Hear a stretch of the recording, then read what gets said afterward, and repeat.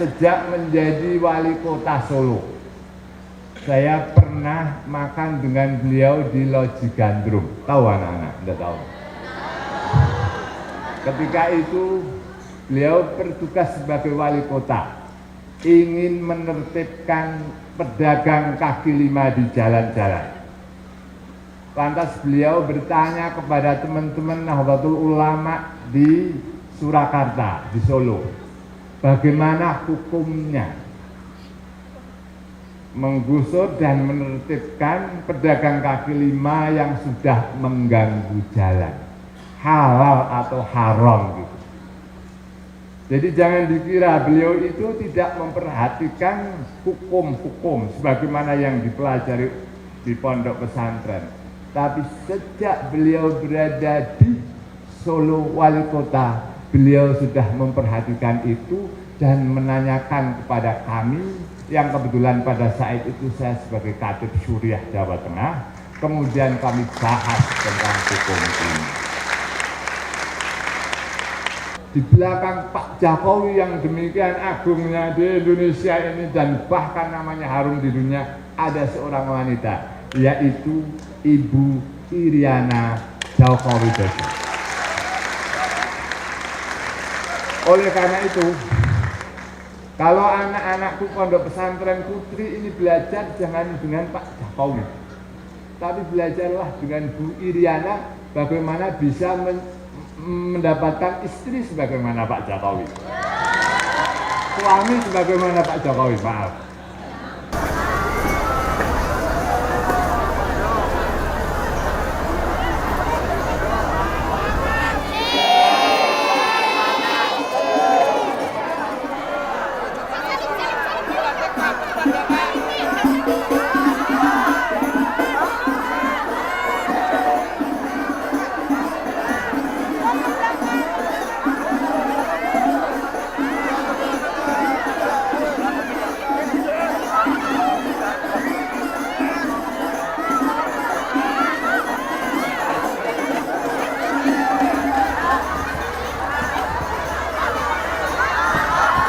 Ya, senang bisa bertemu dengan Presiden Jokowi nomor 1 RI di Pondok Pesantren Al-Itqon Buken Trogosari Wetan.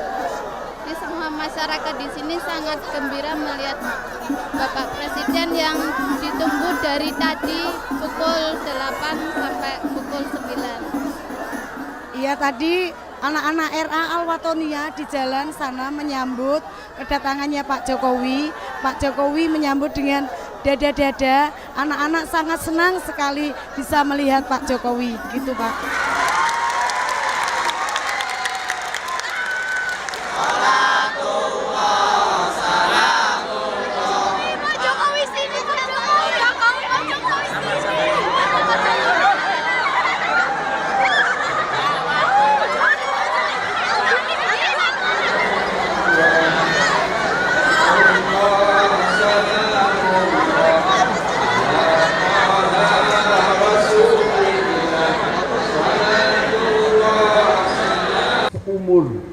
Pondok pesantren ini berdiri, baru kali ini satu-satunya Bapak Presiden yang berkunjung di pondok pesantren kita.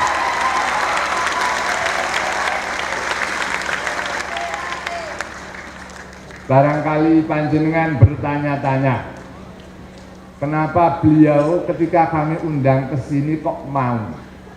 Pengasuh pondok pesantren Al-Itqon itu siapa? Kebetulan saya kenal beliau, meskipun beliau mungkin kurang mengenal saya.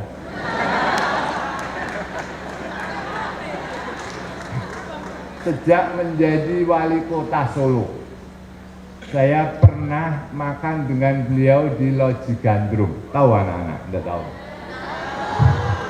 Ketika itu beliau bertugas sebagai wali kota, ingin menertibkan pedagang kaki lima di jalan-jalan. Lantas beliau bertanya kepada teman-teman Nahdlatul Ulama di Surakarta, di Solo, bagaimana hukumnya menggusur dan menertibkan pedagang kaki lima yang sudah mengganggu jalan, halal atau haram gitu. Jadi jangan dikira beliau itu tidak memperhatikan hukum-hukum sebagaimana yang dipelajari di pondok pesantren. Tapi sejak beliau berada di Solo wali kota, beliau sudah memperhatikan itu dan menanyakan kepada kami yang kebetulan pada saat itu saya sebagai Katib Syuriah Jawa Tengah. Kemudian kami bahas tentang hukum ini. Kita sangat bangga sekali, meskipun banyak fitnah, meskipun banyak hujatan, meskipun banyak rintangan, beliau tetap sabar, ulet, teguh dan lembut, serta kasih sayang kepada rakyatnya. Sebagaimana doa kita, Allahumma la tusallit alaina man la yakhafuka wa la yarhamuna. Ya Allah, jangan kuasakan kepada kami seorang pemimpin yang kasar, yang tidak takut kepada kamu dan tidak memberi belas kasih kepada rakyatnya. Na'udzubillah min dzalik. Beliau ini adalah sosok yang sabar, ulet teguh, serta kukuh. Namun jangan dikira putra, putri-putriku terutama, bahwa kita sudah tahu qaul hukama, wa wara'a kulli rajulin 'azimin imra'atun. Di belakang seorang laki-laki yang agung itu ada wanita.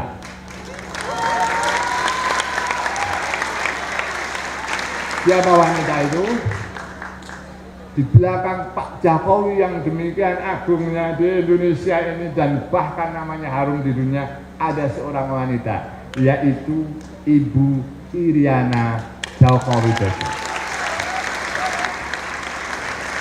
Oleh karena itu, kalau anak-anakku pondok pesantren putri ini belajar jangan dengan Pak Jokowi, tapi belajarlah dengan Bu Iriana bagaimana bisa mendapatkan istri sebagaimana Pak Jokowi, suami sebagaimana Pak Jokowi, maaf, bagaimana dapat mendampingi suami sehingga suaminya itu bisa maju sebagaimana Pak Jokowi.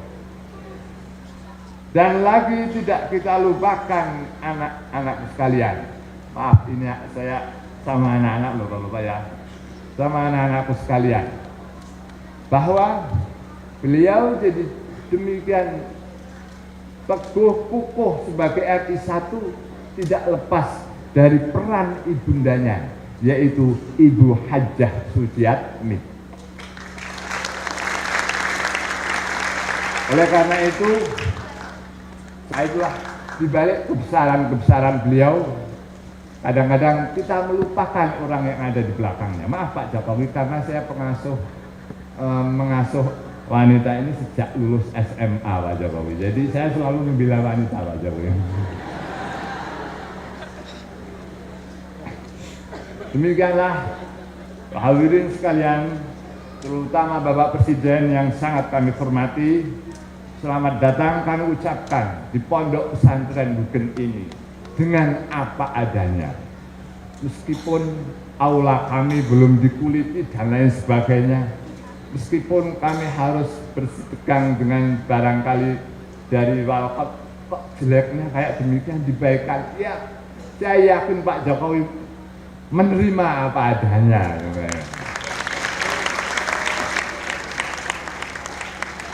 Nah, tidak ada lain, misi pondok pesantren ini adalah tafakuh fiddin, memahami agama, sehingga agama tidak dianggap sebagai ajaran-ajaran yang instan, tekstual, harfiah, sehingga orang yang belajar agama instan, tekstual, harfiah, maka mau tidak mau dia akan menjadi fundamentalisme dan radikalisme. Tapi karena pondok ini mengajarkan pendidikan agama dengan pelan-pelan, dengan pengawasan akhlak dan perilaku, serta insya Allah agak mendalam bagi yang belum kesusu dinikahkan oleh orang tuanya Pak Jokowi. Maka insya Allah ini merupakan sumber dari kader-kader Islam yang moderat. Agak buka Pak ya, agak buka ya.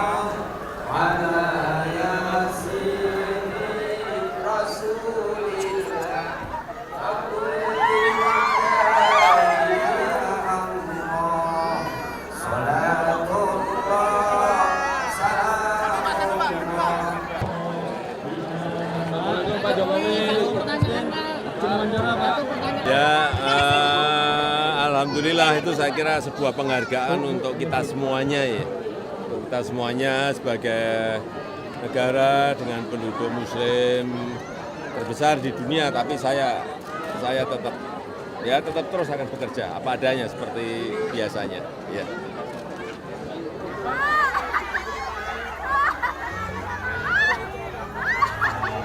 Kesan-kesannya terdengar adem, senang karena beliau setiap apa-apa konsultasinya sama ulama, sama kiai. Dan saya juga merasa senang karena bisa bersalaman dengan Bapak Presiden.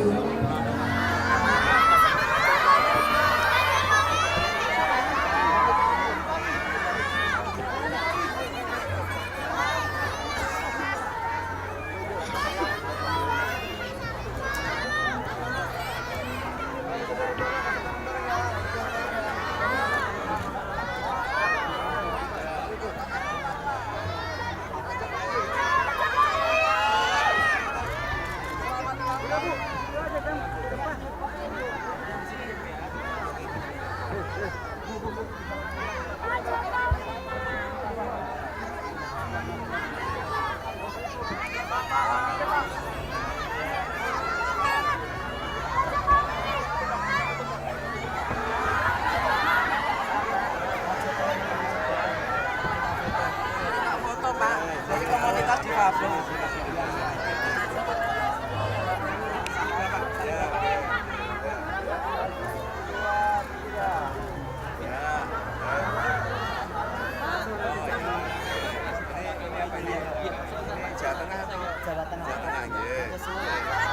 Oh, ya kita mau Kita dapat amanah dari Amanah teman-teman dari difabel teman-teman Kota difabel Semarang, Kota Pak. Semarang. Kita dari Ya. komunitas difabel Community Indonesia. ya kita mau memperjuangkan memberdayakan teman-teman difabel untuk mendapatkan kesetaraan dan mereka bisa mandiri, hidup mandiri dan memperjuangkan hak mereka supaya sama seperti masyarakat yang lainnya dan memberikan dampak yang positif dalam pembangunan Kota Bangsa Semarang, Indonesia. bangsa Indonesia.